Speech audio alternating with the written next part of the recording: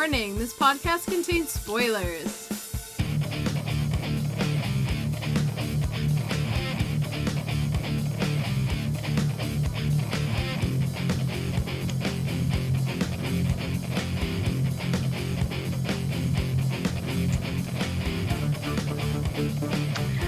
Hey everybody, and welcome back to ASOTV podcast for Riverdale Season 2, Episode 7, Chapter 20, Tales from the Darkside. I'm Nikki, and with me tonight I have Kim and Jake. How are you guys today? Good. Not so sure? Maybe. Do you feel better about this episode? I don't know. This was interesting. It was an interesting episode. The first thing I noticed was that even before it was revealed at the end of the episode that everything was happening concurrently, like everything at the same time, I actually kind of caught on to that. And I know Kim's sitting there like, huh. I was confused. There was many times I was like, I understood what they were going for, and I understood this was happening in the beginning, but I was just like,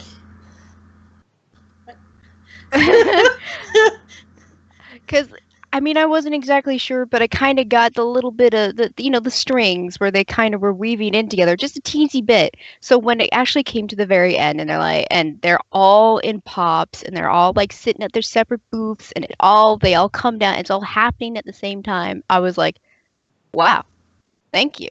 That was cool. That was really cool. It was a nice, like, they started off the episode completely different. It was kind of like somebody reading the article for you from one of the newspapers. I'm actually going to read it right now because I wrote it down verbatim, like word for word. And so it goes, at the very beginning of the episode, what you're about to witness are three twisted tales connected to the tragic and macabre events that befell the town of Riverdale.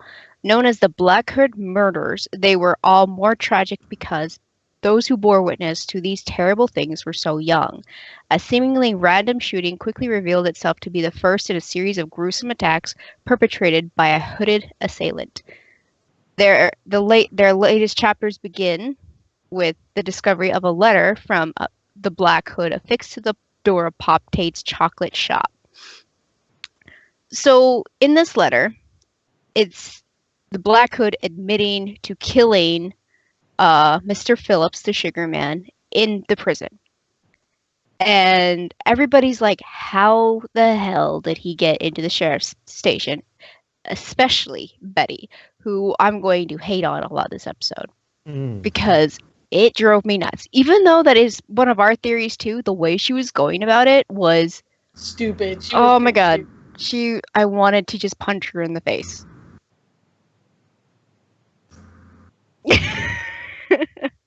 It was bad. I'm beside myself. So you don't agree either?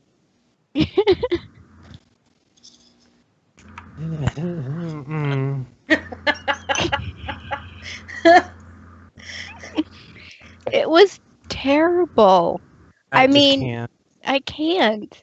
I lack the ability to can with you, Miss Andretti. I don't know. It was really bad.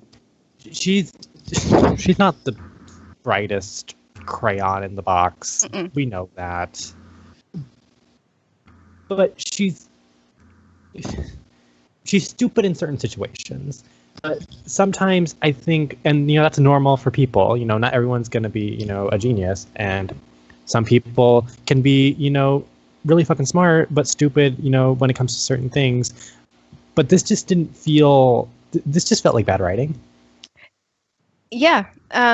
We know that Betty is kind of obsessive with certain things. They took this to a whole new level. Like you said, I feel like the writers just went way too far. Like, she's not this obsessive. Maybe she's getting to be, but for her to kind of, it was like a switch flipped in her head. It went too far too fast. Mm-hmm. It did. It escalated way too fast. It went from, he got killed in the prison to, the sheriff is guilty. Like, instantly, click in her head. That's not how things like this work, sweetheart. You realize who his son is, right? Yeah, your ex-best friend? I don't know. I don't know what they are anymore. I know they're... Complicated. It is a complicated relationship between friends. But I mean, she's an investigative journalist. She should know how to go about finding out the right things. Yes, we saw her doing a little bit of her interviewing with the sheriff and stuff, but she wasn't gathering evidence like she should. She just went straight for, gunning against him kind of thing. Your mother is doing the same thing, and it's disgusting. Yeah. Yep. She definitely takes after her mother in this regard. Oh yeah. Mm-hmm. She's definitely. I don't. I mean, because she broke. She's like, I'm gonna break into his house, and I'm gonna all of a sudden she knows how to lockpick with hairpins, and I'm like. Well, we knew this. Nancy Drew, right? Yeah. Right. Oh yeah. Books those books are instruction manuals. Mm-hmm. Apparently. Well, she does know how to break into a car. Mm-hmm. Yeah, because she did know how to break into a car. Broke into Grundy's way back in season 1. But I mean, other than Betty just being stupid this episode, she really didn't. She wasn't that prominent, really. I mean, I think that's one of her side plots was just on the sheriff because she had nothing better to do. She was bored. Yeah, she was bored. But we do get some, the sheriff saying, he has a logbook to show that logged where he was and all the attacks and murders. He's just not been sleeping or eating. He's really stressed out because people are on his ass about all this Blackhood stuff, and he just can't. He doesn't have enough manpower. On top of Blackhood's just really clever, and he's getting around it. So you're raising a teenage son who's horny as hell, and he needs to eat because this boy is. And his wife is in the military and deployed. Yeah, and this is something interesting. This is something completely new. I haven't even heard. We hadn't even heard about his mom really until now. I thought she was dead too. I honestly thought. Since we're going into all of this, can we talk about how creepy the conversation between him with his shirt off and Veronica? Oh, Veronica. Well, can we talk about that? Can we talk about how Kevin takes after his dad and these attributes as well? Mm-hmm. They like the working outs. It relieves stress and burns off a little extra energy. But I would expect nothing less from the sheriff of Riverdale. I was expecting the tattoos and things and all those. Okay. Southside tattoos. Whew. That would have been interesting. That would have been really interesting. That would even if it was they didn't address it and you see it it's a second of passing by, millisecond, and it was if that were there and it was just a millisecond, you barely even catch it, barely people even would notice. That would be awesome because little things thrown in there like that would completely twist the story around. We'd be looking at it from a completely different angle. But yeah, so after and then Ronnie gets involved because Betty's just getting in too deep. She's like, no, Betty, he's not Blackhood. He's having an affair. So Ronnie's like, Kev, let's have a sleep at your house. I've never been to your house. And, Veronica starts doing her Snoopy shit. So the really creepy thing was when Betty's like, just going down in the basement. I can't remember exactly. Something will jump out at you. Look for something that will jump out at you is what Betty said. And you could just see Veronica's face yeah, I'm going into a basement. It's probably haunted. You could just see it running through her head great, Betty. Awesome idea. It's dark and dank down there. Damn it. Yeah. But as Ronnie's going down the stairs, you hear really extraneous grunting. And I was like, oh boy, she's walking into something nobody wants to see. At first, I was just like, I didn't like. For some reason, I wasn't thinking like super like. Okay, I'll be honest. A little bit dirty, but not like normal. Like, but I went from like, oh, he's having an affair, and he's having the affair in the house. If that's the direction we're going to. But then after that, I went other directions as well. Like, oh my God, you're gonna walk into him playing with himself. I was like, ah. That's kind of where my mind went. Was he was having a lot of fun, solo fun down in the basement. I mean, I guess, if he really enjoys working out, that could be fun because he's doing it by himself. It would be solo fun. But that's what he found out that's what Ronnie found out was that he was just working out. He was just working out. It's fine. Whatever. But, what was that board game that Kevin had Veronica playing? Was it like a D&D type style thing? I don't know, but Veronica wasn't having any of it. Oh yeah, she was so she was done.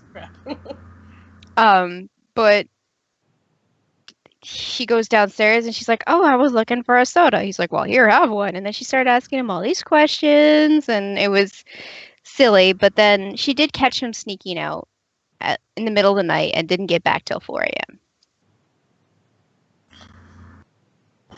So weird. That it was really weird. She played it off good though. She wasn't uncomfortable.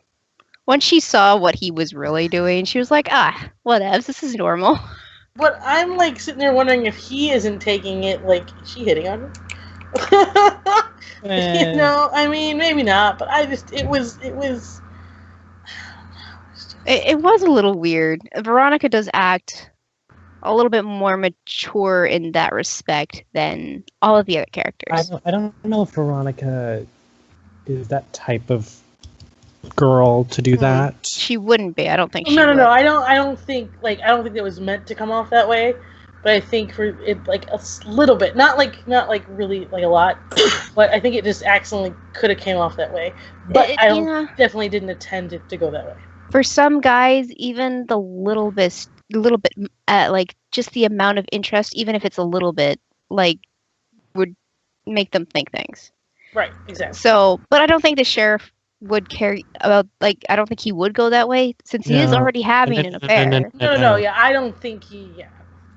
Let's not do that, please. We had that last season. I don't want it again. No, especially with the sheriff. No, I mean, he's already doing something bad because, they find out that a junkie was found dead by a train, and Veronica is telling Betty that he just got pushed in, or he just fell, he got hit by the train, and Betty's like, nah, he got pushed. Yeah, the sheriff pushed him. Crazy. That was so stupid. She's being crazy. And then that's when, directly after that, is when when Betty broke into the sheriff's house, into the Keller's house, and snooped in his office. Can we please sit down and just appreciate that statement? Okay, we're back. Sorry. Technical difficulties, things and stuff. It was aliens. It was the aliens. Yeah. We were talking about the break-in and how she found the murder wall, she found the hood, but the sheriff had the proof to prove that he had nothing to do with any of that shit, really. He got the hood from Archie's locker, he had a log to prove his whereabouts for all the things, and, Betty's still not giving up, so instead of, tuck tail behind, in between legs and, accepting defeat, she just pulls Ronnie in completely and says, "We're having a stakeout and we're going to follow the sheriff," which they do. We find out that he is actually having an affair with the mayor. Yeah, that was interesting. I was sitting there going, yeah. I don't like this. No, either do I. Not necessarily because it's an affair, just because it's the mayor. Mm-hmm. I don't like her. Like you could have slept with anybody else, but why? I mean, if it was Sandra Dee's mom, I would be okay. That would have been I find that more acceptable than the mayor, because the mayor, like, why the mayor? Well, I kind of thought about it a little bit, and I figure because of all this Black Hood stuff, they've been spending a lot of time together, trying to figure it out, trying to, stop people from rioting and, chaos and all that jazz. So, I feel like it's just a connection that just happened to happen because of tragedy, which does happen. I get it. I get it. Yeah, it makes sense, but it's after everything's going on in this episode with her. I know, because, before all of this, really, because, like we said, the storylines were happening at the same time, but they were still jumping around a bit during the episodes, so it was a little bit hard to keep track of. But, we've seen the mayor a lot previously in the episode dealing with Josie. Josie's her daughter, and she doesn't want her staying out past dark. She wants her home right away. And that was for good reasons. She doesn't want her to get hurt because of the Black Hood,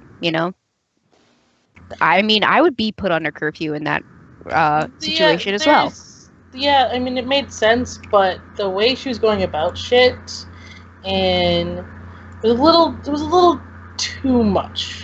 Especially since Josie was not rebelling. Like, Josie's just, like she said, she's just living her life. She has shit she needs to do. She wants to pursue this solo career. So she's doing all this extra work on the side along with the Pussycats. She's got Cheryl on her case, So Josie... Don't even get me started on that. That is another wicked twist when we get to that. But yeah, so Josie's just acting normal. She's not like spiting her mom and like, whatever, I'm not listening to you. She's really, time gets away from her, and dark happens, especially like right now, we know dark hits at 5 p.m. Like, there's no time to do shit as a teenager. If you get out of school at 4, get home, you're like, by the time you're done getting your shit together and you're leaving the school, it's like 3:30, 4 o'clock. So there's not much time for her to get home and do what she needs to do. She's a really busy kid. She's like, well, my mother's strong. Well, so is she. She's very strong-willed and just motivated. So, Josie, she stays after school to do her extra work. She has the janitor to watch over her, so she's good in the school after hours. It's fine. But, it is kind of spooky to be there alone. Like, you see she gets spooked and she rushes out of the building every time we see her stay after school. And, her mom lectures her about not being home before dark, and she's now got a curfew and whatever. This is just, it seems like something that, an overprotective parent, a very overprotective parent would do all the damn time. But there is reason. So I do give her a little bit of leeway, the mayor anyways. We find, her and Cheryl are actually getting to be really good friends. And they're talking about trying to go solo, and, they go to Josie's locker. They find a teddy bear with a note that says, "I'll be watching you." Now, I wouldn't find that as a gift of admiration. Like, she was just like, oh, it's just another one of these. And she's like, basically tosses it out, like, off to the side. I felt that was very nonchalant. Yeah, she was very nonchalant about it. Oh, it's a teddy bear of someone saying that they're watching you. That's creepy.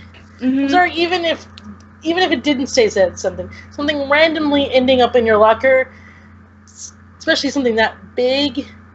Creepy. How'd you get it in there? Exactly. They're all combination locks, right? They're not.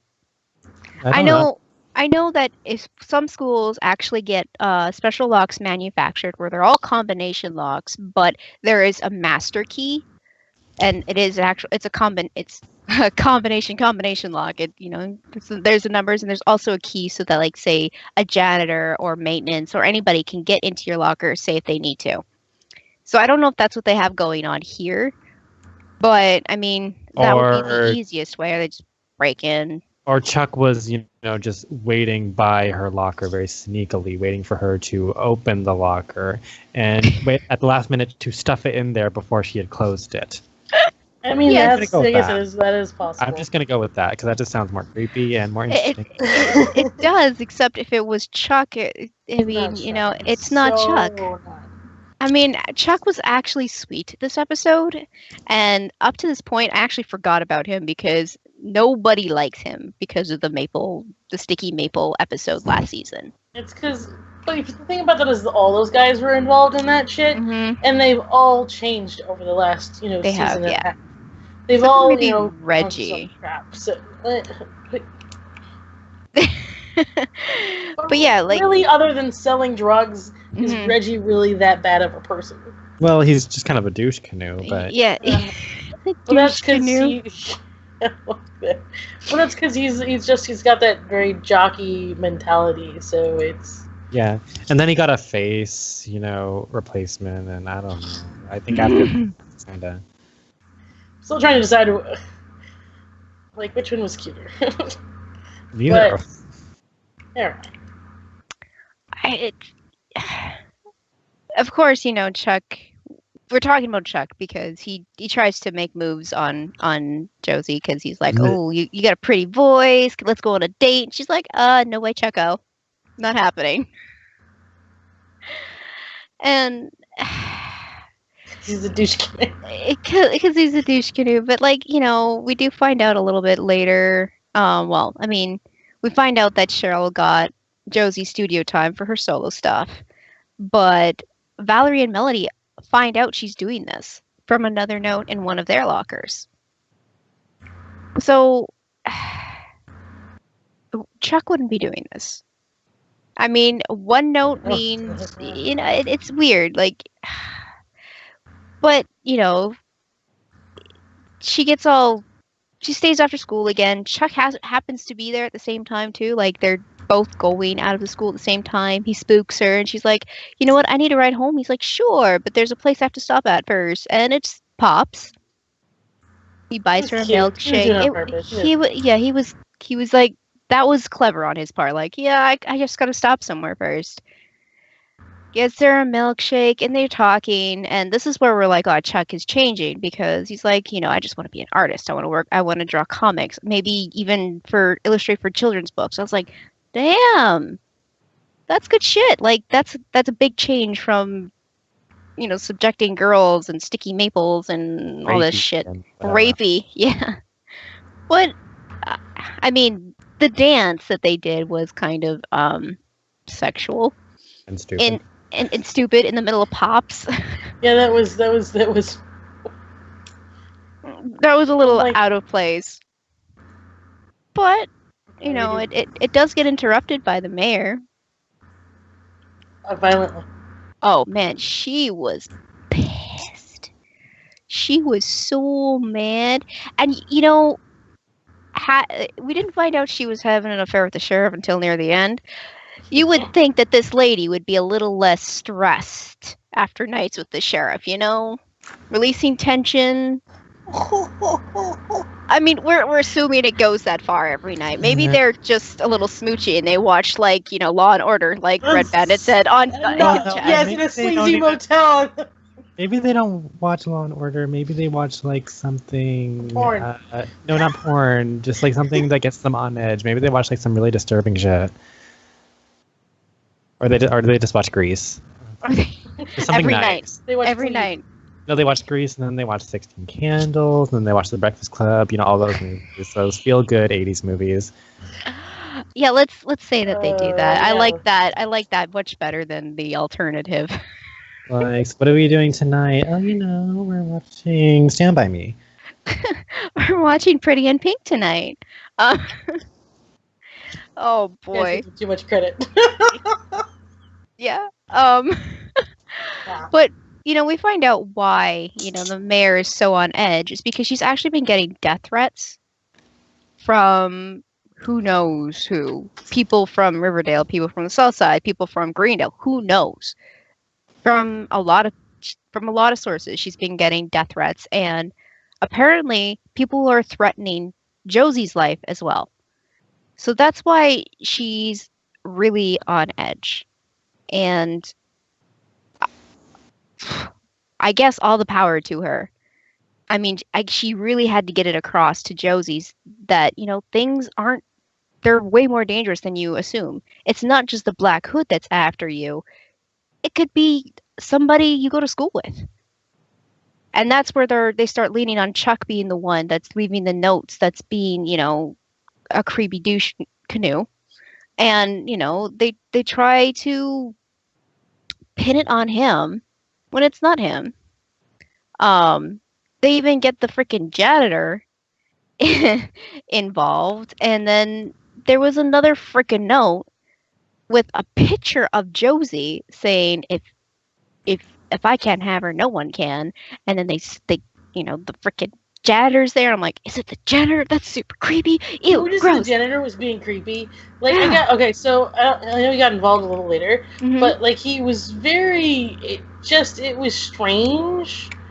From like, they pointed it out very strongly. Like when they were in the hallway, he was just over there, and then he was kind of like creeping. Like he was kind of like eavesdropping on Cheryl and Josie's conversation, like, huh? But yeah, he like before we got to the part where we saw Cheryl drawing a picture of her and Josie together in the exact same style, I thought it was the janitor. Oh. I literally thought Black Hood was the janitor at that point. I didn't go that far at that point, but I'm just like, why is this janitor creepy? And then, then it throws you off a little bit when he, like, saves her and a little later. Yeah. Like, I don't know if it was really saving. Chuck wasn't doing anything. He just dragged him away after they claimed that it was him doing all this shit. But before we find out about Cheryl, Josie has a dream that Black Hood comes up behind her and slits her freaking throat. I thought it was real. I was like, so did I. I was like, oh my god, they just killed off a main character. And then I started thinking about you, Nikki. I'm like, Josie has premonitions. She is psychic. Oh my god. I thought about that too. I'm like, is everybody a little bit psychic in this town? Do they all share a little bit of a gene tree over on this side of the... Well, obviously we're not the place, but we had to talk about Greendale and the weirdo wookie. Like, what the actual hell? Like, if we're gonna lead into creepy, spooky, like, premonition, supernatural shit from, like, possibly Josie having these dreams of her losing her life, we're obviously gonna talk about Greendale because Penny comes to Jug and is like, you know what? She tells him that his dad got jumped in prison by ghoulies because they wanted revenge for what happened with the drag strip the last episode, and that, he's in a lot of trouble, and that Jug has to do a special delivery for her so she can pay it off, and you don't want to be in Greendale after midnight, so you got to get it done lickety-split. It's like, excuse me, what? Is all of Greendale made of mogwais?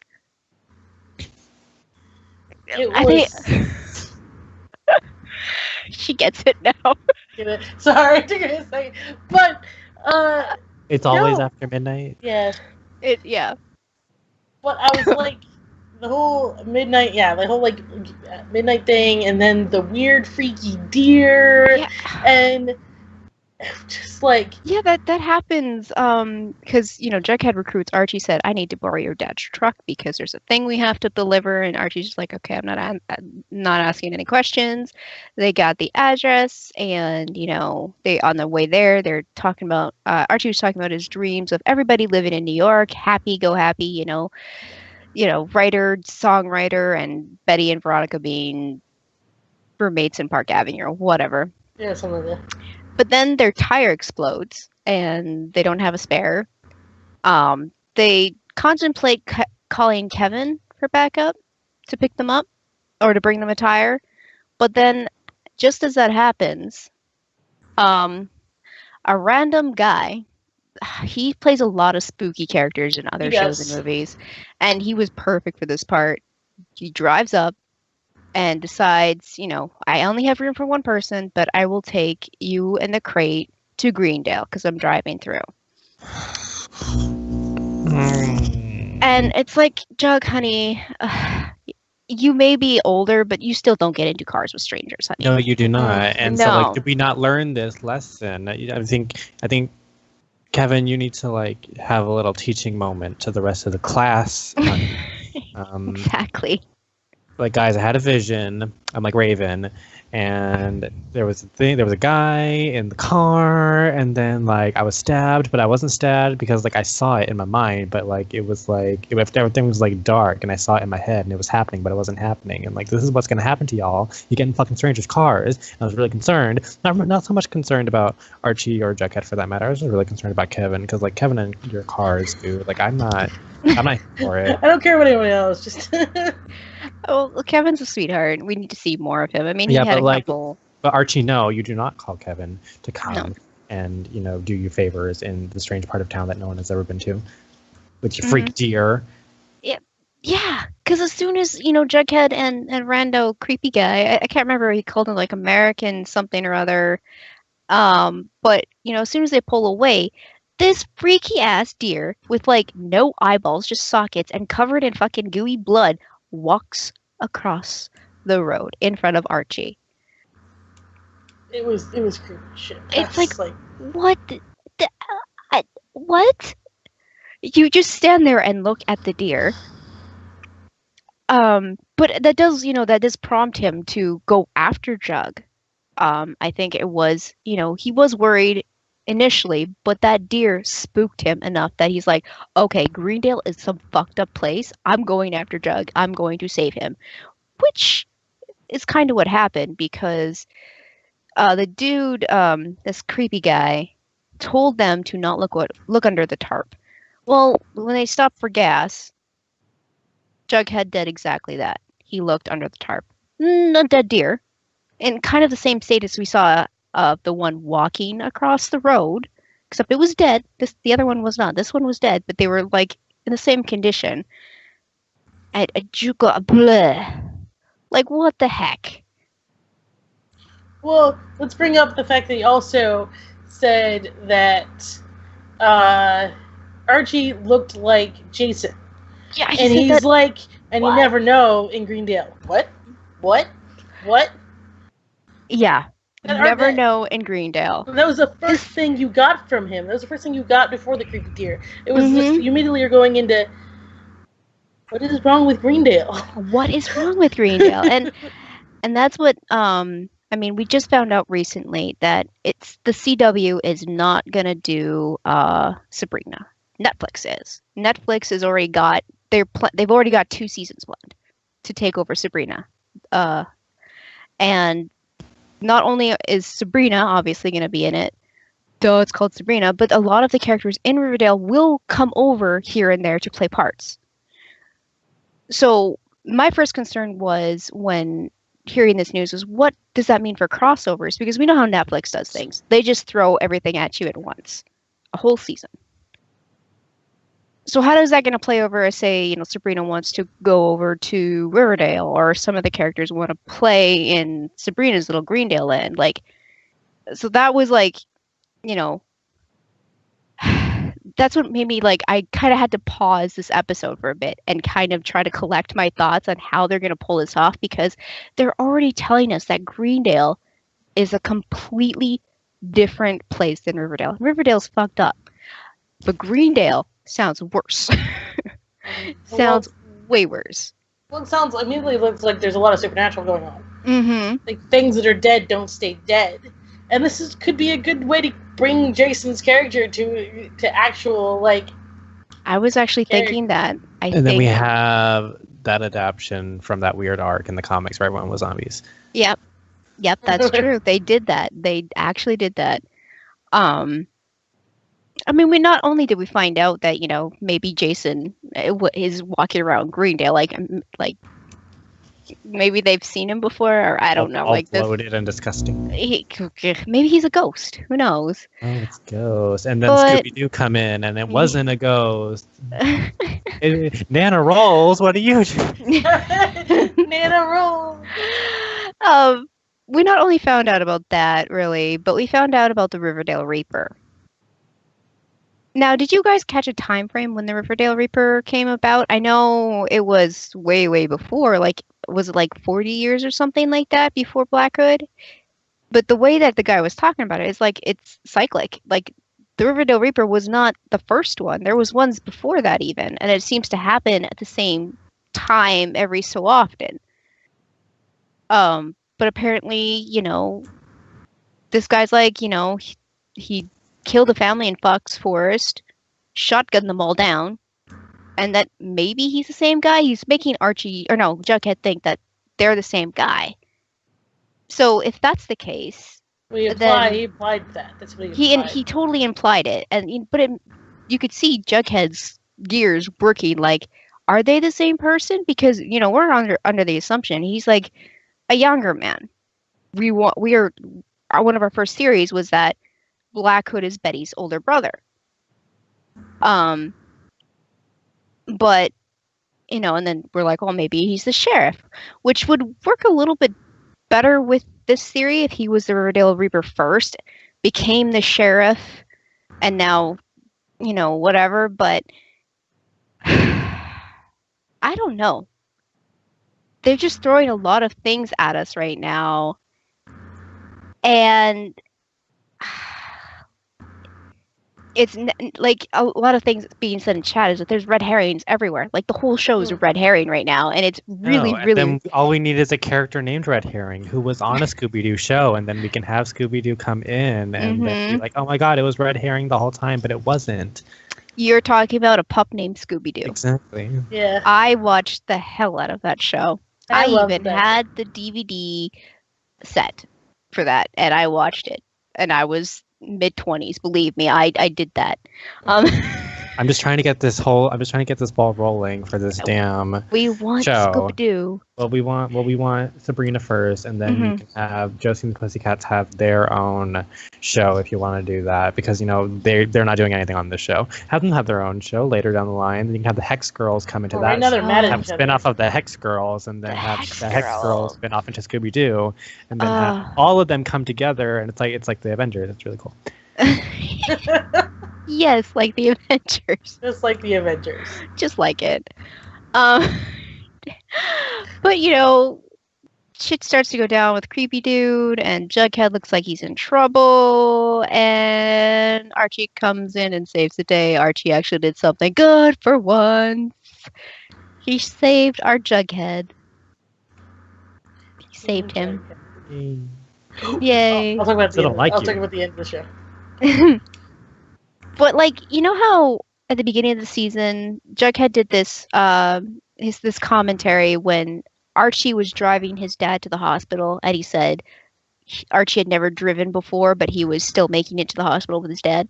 Mm-hmm. So now Archie can suddenly drive, legit. It looks like. Yeah, but I mean, it's been it's not that time. Hard to... No, I know. It's just like they've never really gone off and been like, oh yeah, Archie has driving lessons, or he's been they never actually addressed that before. So it kind of just like all of a sudden it's like, yeah, I'm just gonna call up Archie, he's gonna drive me, when it's never really been that way before.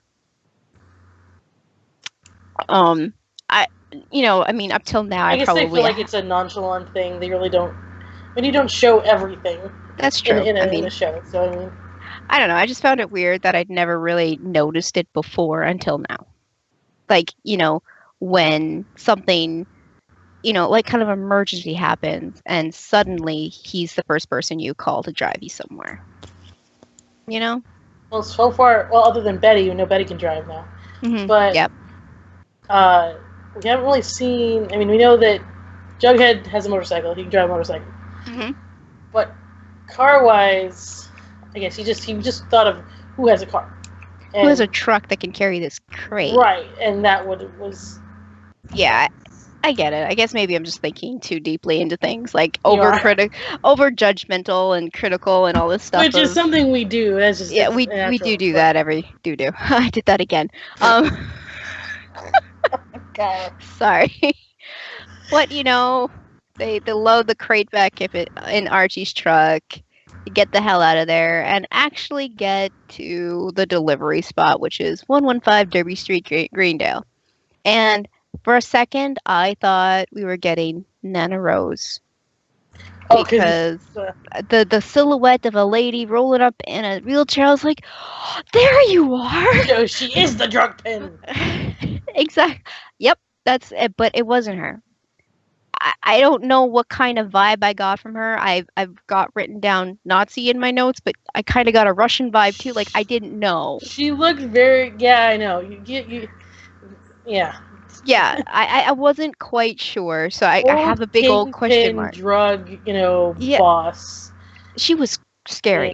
Yeah, she was scary. But, now we find out that Penny told this lady that Jughead is going to be the guy that delivers all the shit, and that it is ghoulie shit. They're taking over the ghoulies whole round thing going on.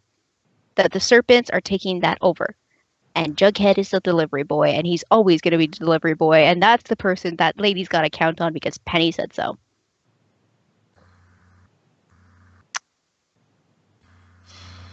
Fuck this bitch. Wow. Yeah, she called it the snake charmer, which isn't the first time we've heard that. Oh no, that Penny is, yeah. FP told FP Jughead. called Yeah. her that too. Mm-hmm. And the reason why Penny has put Jughead in this spot is because FP owes her a big debt. Not even just like what Jughead went to her for, before that. FP owes her from before all of this. And she's making Jughead pay it out. I'm hoping we find out what he did. Why does he owe her? Me too. I really want to know, and I feel like that we're gonna learn about it next episode. So I have a feeling it's gonna be something like I think it's gonna be something big. Yeah. Oh yeah. So For them to point it out like this, I think it's good. Mm-hmm. So before I jump into the next episode synopsis, do you guys want to make sure you covered, like, if we missed anything, if there's anything you want to bring up? I don't appreciate that Kevin is being used as a tool among other characters. Mm-hmm.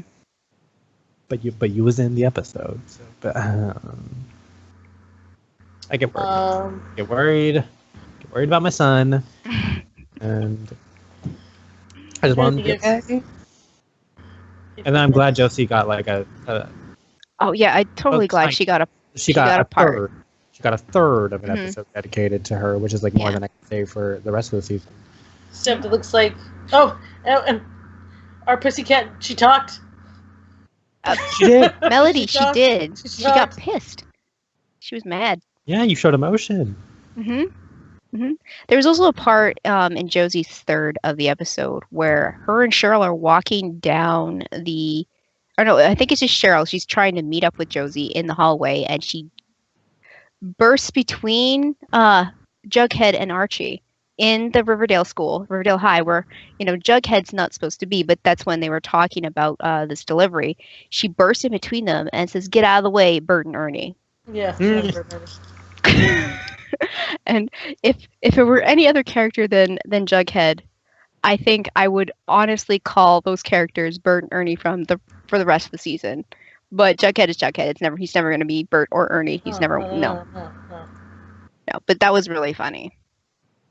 Another thing I didn't really cover was the very, very ending. That Blackwood actually calls Pop and says that everybody failed and that Riverdale are all sinners and there will be a reckoning. So there's going to be more deaths, and it sounds like it's becoming a religious cult, kind of what we were talking about a few episodes ago, that it seemed like because he was saying he was taking care of sinners, that it was taking a religious turn. And there's actually there was a radio show that Jughead and Creepy Guy were listening to in the truck, and they were like, he's doing God's work and stuff. So yeah. There's that. More stuff to think about. It's crazy. Shit, there's something else I was going to say that I forget. Damn it. I don't know. It'll come to you in like 3 weeks. After the show's over, I'm like, damn it! I guess that's pretty much everything. So we'll talk about next episode called Chapter 21, House of the Devil. When Jughead learns that FP is getting released from prison, he and Betty organized a welcome home party with the serpents to ease him back into his former life. Because you're great at throwing parties. Oh, God, Betty, you're so amazing. No. Meanwhile, Archie and Veronica reach a crossroad in their relationship, which I saw coming, but are forced to push their issues aside after Jughead and Betty ask them to take over the Black Hood investigation. Now, why would Betty give up her obsession? She wouldn't. She's going to act like she's okay with it, but she's not. No. Unless it had something to do with Jughead. I don't know. I feel it's an She's got to plan her party. Yeah, it could be a party planning. Totally. Which, Sandra Dee would just give up, the murder investigation for a party because, we gotta build, some gang building exercises. This is what I reading that synopsis and getting to the part where it's a welcome home party with the serpents. I was like, oh, Betty. Yeah, this is gonna be interesting. Your mama gonna find out and she not gonna be happy. I want Betty to become a serpent. I mean, she does have a dark side, and I think it would fit well with the serpents. I think she'd actually be like a kingpin in the serpents if she were, because of her dark side. When all dark, dark Betty.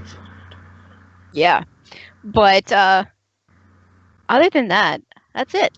That's it for tonight, and that was a really good episode. I actually really liked the way that they set it up.